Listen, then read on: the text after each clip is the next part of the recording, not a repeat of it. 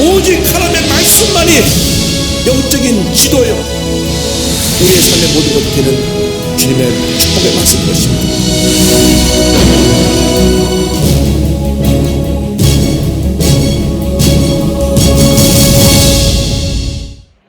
오늘은 로마서 4장을 함께 공부하는 날입니다. 믿음으로 의롭다 함 받은 아브라함에 대해서 함께 말씀을 나눕니다. 로마서를 처음부터 끝까지 우리가 읽어보면 로마서의 큰 한 줄기가 인간의 죄에 대한 것입니다. 모든 사람이 죄 가운데 태어나서 죄 가운데 살다 죄 가운데 죽어간다. 그것을 로마서 전체에서 강조하여 말하고 있습니다. 죄의 굴레를 벗을 사람은 한 사람도 없습니다. 그래서 아들 자라는 거 보면 한 번도 가르쳐준 적도 없고 배움받은 적도 없는 아이들이 낳더라서요, 아이들이 하는 욕을 배워 가서 욕을 해요. 야, 그런 말 어떻게 하면 돼? 안 되지. 애들이 다 그러다 욕하는데요, 뭐. 욕하는 게 좋지 않은 것인데도 그냥 아이들이 욕을 먼저 따라하는 거예요.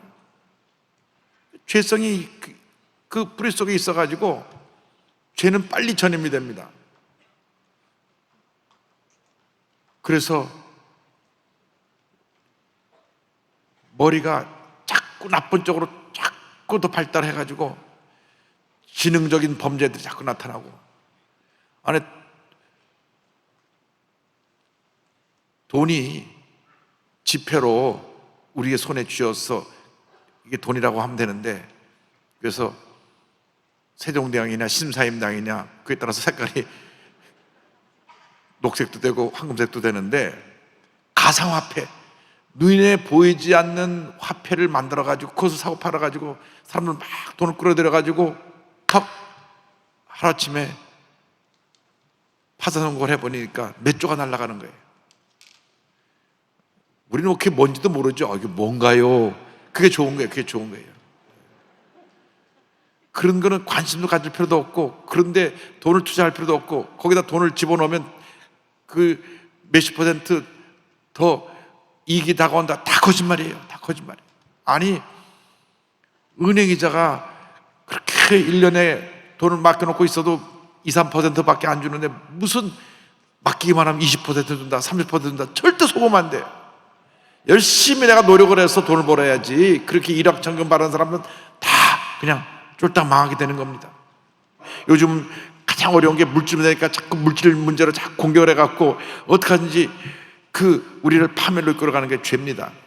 그래서 이 로마서에서 계속 강조한 것이 인간은 죄인이다. 이 죄를 벗어날 아무런 우리의 근거가 없다. 그런데 하나님께서 우리에게 은혜를 베풀어 주셨어요. 예수님을 보내주심으로 말미암아 예수님께 나아가기만 하면 하나님의 은혜로 죄사함 받고 복된 인생을 살게 된다. 그 나가는 길이 뭐냐고요? 믿음이라는 거예요. 믿음. 그래서 로마서에서 또 한 줄기 계속 강조하는 것이 오직 의인은 믿음으로 말미암아 살리라. 믿음. 이 믿음은 은혜에 나가는 통로입니다. 그래서 예수를 믿고 우리에게 제일 중요한 것은 믿음 생활을 바로 하는 것입니다. 믿음 생활을 해서 내가 예수 믿고 구원받은 다음 그 다음에 믿음으로 행해야 됩니다. 마음으로 믿어 의에 이르게 되면 믿음으로 행해야 돼요. 그래서 오늘 4장에도 계속해서 그 말씀이 나옵니다. 행위가 아닌 믿음으로 의롭다함을 받는 것에 대해서 나옵니다. 4장 1절로 3절 보겠습니다. 그런즉 육신으로 우리 조상인 아브라함이 무엇을 얻었다 하리요? 그것은 없느니라. 성경이 무엇을 말하느냐? 아브라함이 하나님을 믿음에 그것이 그에게 의로 여겨진 바 되었느니라. 아브라함이 말해 육신, 행위를 통하여서 얻을 수 있는 것이 무엇이 있었겠느냐? 행위 때문에 구원받았다고 하면, 의롭다 함 받았다면 자랑할 거리가 있겠는데, 사실 아브라함은 그 사람의 행위를 보면 부끄러운 것 투성이에요. 아니 75세의 약속을 받았는데 하나님 분명히 하늘의 별처럼 많은 자녀를 준다 그랬는데 그걸 못 견디고 10년 기다리다가 자기가 다른 대안을 마련해갖고 다른 사람을 내가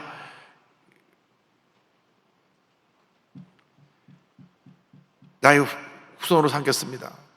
아니다. 내가 너에게 약속한 대로 너에게 자녀를 주겠다. 내가 지금 85세인데요. 믿음을 가져라. 그런데도 또 흔들리고 또 흔들리고. 그런데 자꾸 흔들리면서 믿음이 또 자라고 믿음이 자라고 믿음이 자라서 마지막에 100세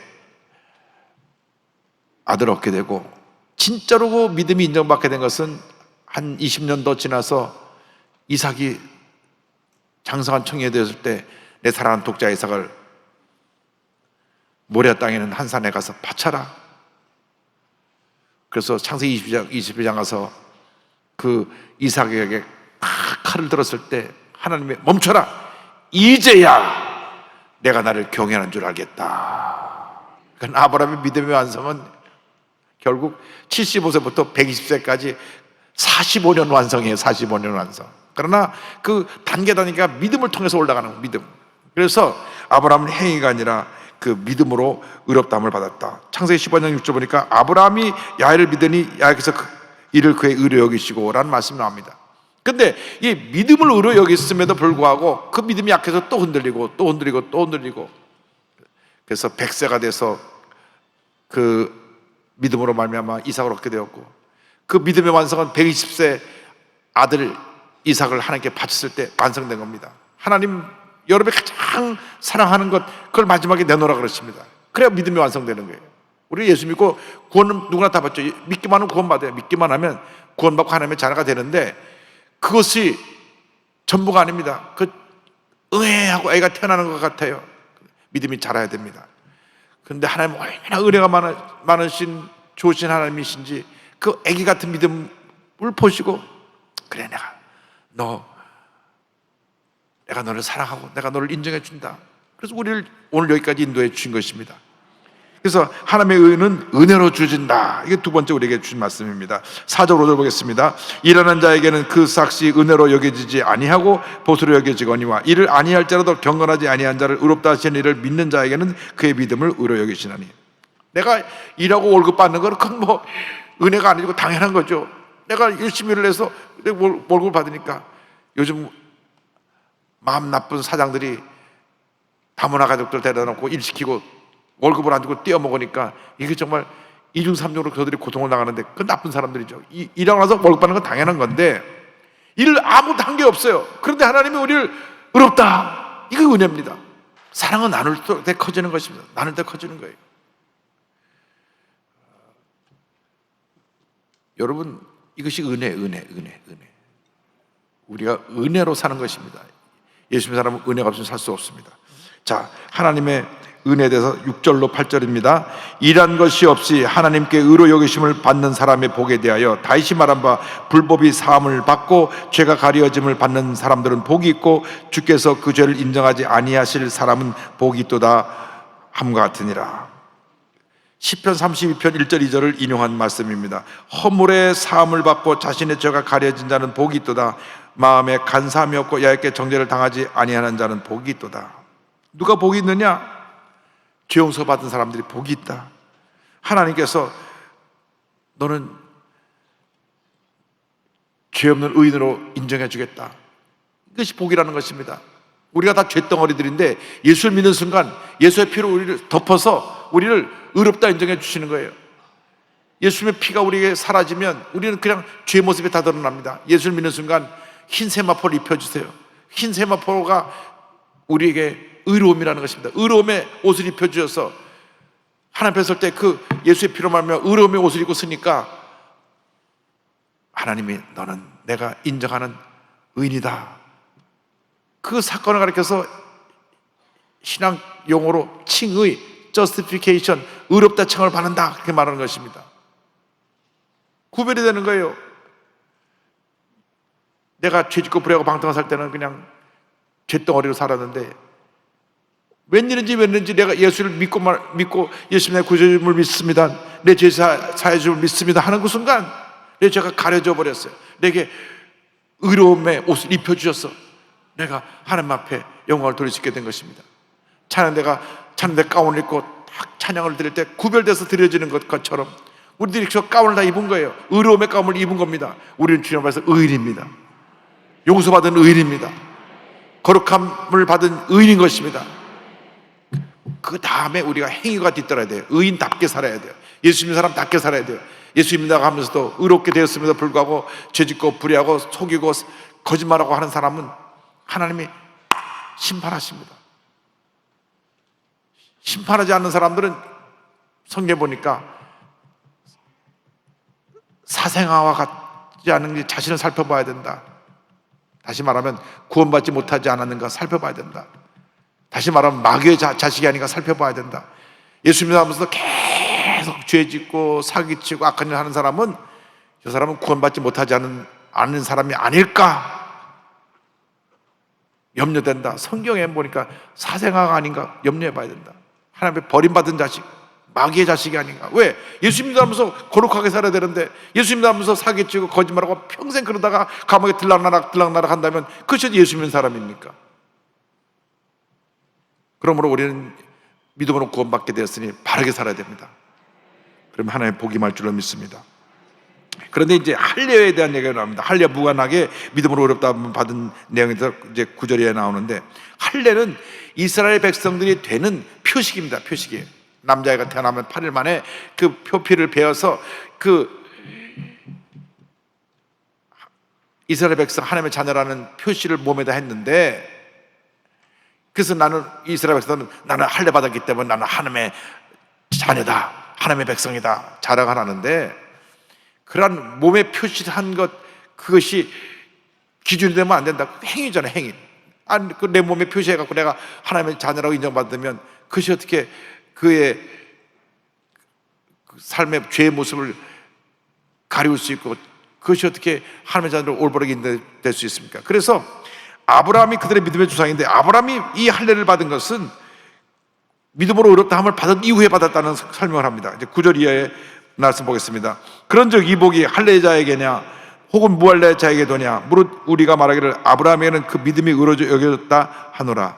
그런즉 그것이 어떻게 여겨졌느냐? 할례시냐 무할례시냐? 할례시가 아니요 무할례시니라. 그가 할례표를 받은 것은 무할례시의 믿음으로 된 의를 인친 것이니.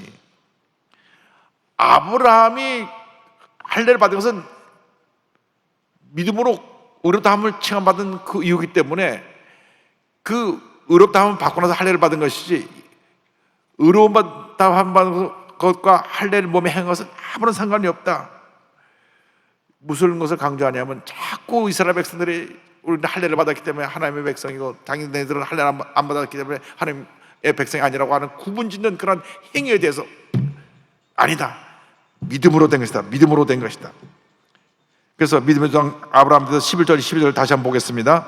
이는 무할자로서 믿는 모든 사람의 주상이 되어 그들도 의로 여기심을 얻게 하려 하심이라. 또한 할례자의 주상이 되었나니 곧 할례를 받을 자에게뿐 아니라 우리 주상 아브라함이 무할례시에 가졌던 믿음의 자체를 따른 자들에게도 그러하니라. 그래서 아브라함은 할례를 안 받았을 때 믿음으로 의롭다함을 받아서 이제 우리 모든 이방 사람들, 우리들이 예수 믿기만 하면 의롭다함을 받고 하나님의 자녀가 되는 그 믿음의 조상이 되었고, 동시에 이스라엘 백성에게도 믿음의 조상이 된 것은 할례를 받음으로 말미암아 할례를 받은 모든 유대인들에게도 믿음의 조상이 되었습니다. 그래서 할례자에게나 무할례자에게나 아브라함이 믿음의 조상인데, 믿음으로 하나님 앞에 인정받았다고 하는 것이, 그것이 제일 중요한 우리 신앙의 기본되는 모습이고, 그 다음에 행위는 그 뒤를 따라가는 것이다. 그래서 이 믿음으로 의한 의로움과 언약에 대해서 13절로 16절은 설명하고 있습니다. 13절부터 다시 보겠습니다. 아브라함이나 그 후손에게 세상의 상속자가 되리라고 하신 언약은 율법으로 말미암은 것이 아니요 오직 믿음의 의로 말미암은 것이니라. 만일 율법에 속한 자들이 상속자이면 믿음은 헛것이 되고 약속은 파기되었느니라. 율법은 진노를 이루게 하나니 율법이 없는 곳에는 범법도 없느니라. 그러므로 상속자가 되는 그것이 은혜에 속하기 위하여 믿음으로 되나니 이는 그 약속을 그 후손에게 모든 후손에게 굳게 하려 하심이라. 율법에 속한 자에게뿐 아니라 아브라함의 믿음에 속한 자에게도 그러하니 아브라함은 우리 모든 사람의 조상이라. 이 내용이 굉장히 복잡한 건데 내용은 간단합니다. 하나님이 아브라함과 언약을 맺으셨어요. 너를 통해서 너의 모든 후손이 복을 받으리라. 이것은 믿음을 통해서 자손 만대 복을 준다는 약속입니다. 여러분 예수를 잘 믿으면 여러분 자손 만대 복을 받습니다. 내 하나가 굉장히 중요합니다. 내가 예수 잘 믿는 것이 굉장히 중요합니다. 여러분 예수 잘 믿어야 됩니다. 바로 믿어야 됩니다. 믿음으로 살아야 됩니다. 그럼 자손 만대 복이 임하게 되는 것입니다. 그런데 하나님께서 그 약속하신 것을 그 믿음을 통해서 약속하신 것인데, 만약에 율법을 지켜서 그 복을 받는다고 한다고 하면 그 약속이 다 무효가 될 것이 아니냐. 근데 율법으로 의롭게 될 사람 한 사람도 없어요. 그래서 이 로마서에서 강조하는 것은 아브라함에게 주신 약속은 믿음으로 말미암아 주신 약속이지, 이 말씀을, 이 언약을 지켜서 받는 축복을 말씀한 것이 아니다. 만약 율법을 지킴으로 그 언약을 받는다고 하면 아브라함과의 언약이 무효가 되는 것이다. 그래서 약속, 언약은 믿음에 기초한 것이고, 그리고 그 믿음에 기초한 언약이 모든 후손들에게 유효하게 된다. 이것은 율법을 따라 사는 사람이나 율법을 따라 아브라함 믿음을 따라 사는 사람이나 똑같이 다 공동적으로 적용되는 내용입니다. 그래서 우리에게 주신 복은 믿음을 통해서 주신 것이다. 네, 사도 바울이요, 얼마나 그가 큰 하나님의 종이었습니까? 그렇지 않아요? 신약성경 27권 중에 13권을 썼잖아요. 그리고 히브리서도 사도 바울의 영향에 쓰여진 거니까, 옛날엔 히브리서도 사도 바울이 썼다고 말한 분이 많이 있어요. 그래서 사도 바울이 히브리서를 쓰지 않고 사도 바울의 제자가 썼을 텐데, 그까지 포함하면 27권 중에 14권이 사도 바울이 쓴 거나 그 영향력에 있는 제자가 쓴 거예요. 얼마나 위대한 인물입니까? 가는 곳마다 다 교회가 세워졌습니다. 온 소아시아와 유럽을 복음화했습니다. 그러니까 한없이 교만할 수 있죠. 왜? 죽은 자도 살리고, 사도 바울이요, 죽은 자도 살리고, 가는 데마다 병자를 고치고. 그러니까 뭐 다들 막 그 앞에서 막 엎드리는 거야. 아이고, 하나님 같은 분이 오셨다고. 막 아테네에서는 막 그 많은 신들인데 그쪽 지역에 있는 그 사람들이 그러한 신들의 영향을 받았는데, 이 사도 바울의 하는 역사를 보고 그 히랍 신을 믿는 사람들이 막 사도 바울에게 와서 그를 높이고, 이 사도 바울은 그냥 두면 그의 교만 때문에 사람들이 그렇게 섬기니까, 더베라는 곳에서 뭐 그런 그를 높이고 그런 일들이 생겨났는데, 하나님이 그를 깨뜨리시는 거예요. 가시를 주셔서, 가시, 질병을 주신 거예요. 질병. 근데 이 질병에 대한 해석은 두 가지입니다. 진보적인 신학자들은 그가 간질이 있었을 것이다, 이렇게 간질. 근데 그 해석은 진보적인 신학자들 해석은 제가 받아들이지 않습니다. 근데 성경에 분명히 그가 갖고 있는 질병을 얘기한 건 하나가 있어요. 눈이 고도근시입니다. 고도근시를 고칠 수 있는 그런 안경이나 기술이 없어가지고 본인이 글을 쓸 때도 아주 크게 써야만 돼서, 크게. 왜? 이게 잘 안 보이니까. 조나단 에드워드라고 하는 프린스턴 총장처럼 너무 안 보여갖고 글을 이렇게 읽었다 그러거든요. 그러니까 성경에 보니까 그 성경 13권 그 편지죠. 편지를 쓸 때 더디오라고 하는 그 옆에서 편지를 읽어주면 받아 적는 사람이 있었어요. 그래서 성경 끝에 보면은 누가 대신 썼다고 하는 말이 나오잖아요. 더디오가 대신 썼다. 말을 천천히 썼나 봐, 이름이 더디온 걸 보니까. 그래서 이 더디오라는 사람이 성경을 갖다가 옆에서 기도 말하면 받아 적어가지고 편지 보내주고 그랬거든요. 그러니까 그렇게 위대한 사도 바울도 자기가 앞을 잘 못 보고 사람들 누군지 진짜 가까이 와서 인사하면 알아보고 그러니까 사람들이 비난했습니다. 자기 병 하나 못 고치면서 무슨 자기가 하나님의 사도라고. 그런 말을 듣을 때마다 마음이 얼마나 아팠겠습니까? 하나님 일을 하는데 막 비난을 합니다. 그래서 사도 바울이 제발 내 이 병을 고쳐달라고 그냥 간절히 기도해. 죽은다도 살리는 그런 능력을 주셨는데 왜 자기 병은 못 고쳐요? 그 사람들 그러잖아요. 야, 네 병이나 고치지 왜 남 병 고친다고 댕기냐? 그 욕할 거 아니에요. 속이 비틀어진 사람은 그렇게 해서 사도 바울이 흉보입니다. 그러니까 많은 일을, 아무리 선한 일을 많이 해도 늘 사도 바울을 욕하고 따라다니는 사람이 있었고 죽이려고 따라다니는 사람들도 있었어요. 사도 바울이 그 위대한 사도인데. 그래서 사도 바울이 말합니다. 나는 날마다 죽노라. 늘 깨어지고 또 깨어지고 또 깨어지고 또 깨어져서 내가 살든지 죽든지 내 몸에서 주님만 존귀케 되기를 원합니다. 그래서 하나님이 끝까지 그걸 위대하게 쓰신 거예요. 박태선이라고 하는 남대문교회 장로님이라고 안 붙인 이유는 나중에가 이단이 됐기 때문에. 우리 귀한 장로님들이 와 계신데, 그분은 병을 고치는데 정말 처음엔 성령의 능력으로 병을 고쳤어요. 막 목발 짚고 온 사람들 기도만 하면 목발 집어넣어서 다 걸어 나갔어요.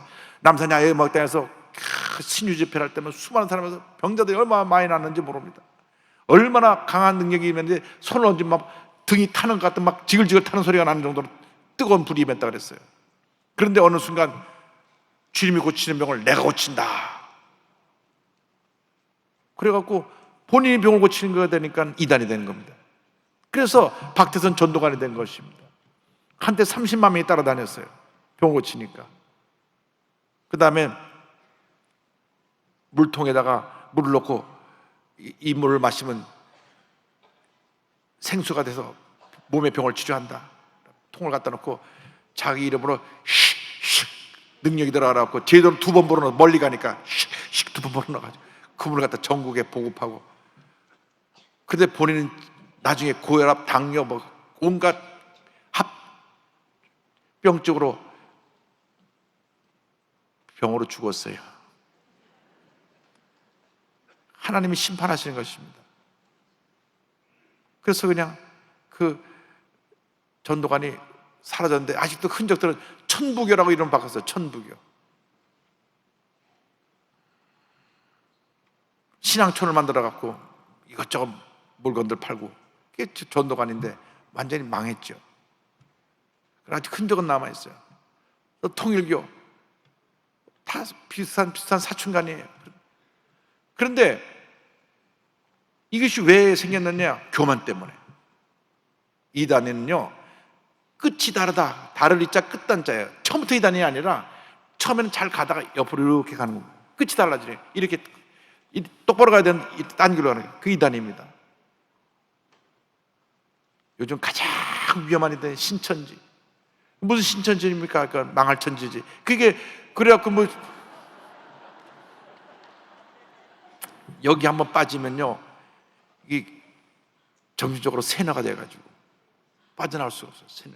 정신적으로 정말 성령의 불을 받아야지 나오지. 거기 한번 들어가면 완전 세뇌가 돼서 못 나와요. 하나님의 교회 안상홍이단 거기도 마찬가지예요. 그 자기 교주가 죽으니까 또 부인을 하나님이라 그래갖고 거기는 여자 하나님이 또 생겼어. 장길자라고 하는 부인이 지금 또 하나님입니다. 그러니까 이런 이단들을 빠지면은 이게 영적인 세계이기 때문에 악령이 임해요. 그래서 그 성령으로 쫓아내지 않으면 이 세뇌가 되니까 못 빠져나가요. 분명히 잘못된 것을 아는데도 거기에 빠져 있어요. 그래서 우리가 기도 많이 해야 됩니다. 그래서 성경에 오직 의인은 믿음으로 말미암아 살리라. 예수를 믿는 믿음으로 사는 것이지 그러한 이단 사설에 사로잡혀가지고 행위에 빠지고 그러면은 절대로 그 구원의 은혜를 임할 수가 없습니다. 그래서 이 로마서 처음부터까지 계속 강조하는 것이 믿음으로. 그래서 우리가 깨어지고 낮아져서 정말 하나님 앞에서 성숙한 믿음, 하나님께 인정받는 믿음, 장성한 믿음의 사람이 되어 위대한 하나님의 역사를 다 이루게 되기를 바랍니다. 사도 바울은 한평생 그렇게 하나님 앞에 위대한 인물로 쓰임을 받았습니다. 늘 연단을 받았기 때문에 마지막에도 그가 포로가 아니라 죄수로 끌려서 로마에 가서 그곳에서 가택연금 상태로 2년 동안 지내면서 복음을 전하다가 네로 황제 시절에 AD 60년에서 65년경 목뱀을 당해 순교합니다. 사도 베드로는 십자가형에 죽었어요. 왜? 이방인이기 때문에. 근데 로마 시민권자인 사도 바울은 그래도 로마 시민이니까 죽일 때는 그 사형 중에서 가장 고통을 적게 받는 참수형을 하자. 그래서 목을 베 죽인 거예요. 저 사람은 아주 악한 사람이니까 죽음의 고통을 최대한도 늘려서 죽여야 된다. 그 십자가형입니다. 십자가에 달려서 며칠이고 그것에서 고통당하면서 마지막선까지 고통 중에 죽게 하는 것이 십자가형입니다. 예수님께서 그 십자가에 달려서 우리를 대신하여 죽으시고 우리를 죄와 사망에서 구원해 주신 것입니다. 그걸 믿는 것이 믿음입니다. 한평생 믿음의 사람으로 살아간 여러분 모두 되기를 주님의 이름으로 축원합니다. 기도하겠습니다. 사랑과 은혜와 자비가 원하신 하나님 아버지, 우리가 믿음의 삶을 살게 하여 주옵소서. 그리고 예수를 믿고 난 다음 바르게 살게 하여 주시고 믿음의 열매를 맺게 하여 주셔서 이 세상을 변화시켜 나간 위대한 하나님의 사람들이 다 되게 하여 주옵소서. 예수님의 이름으로 기도 올리옵나이다. 아멘.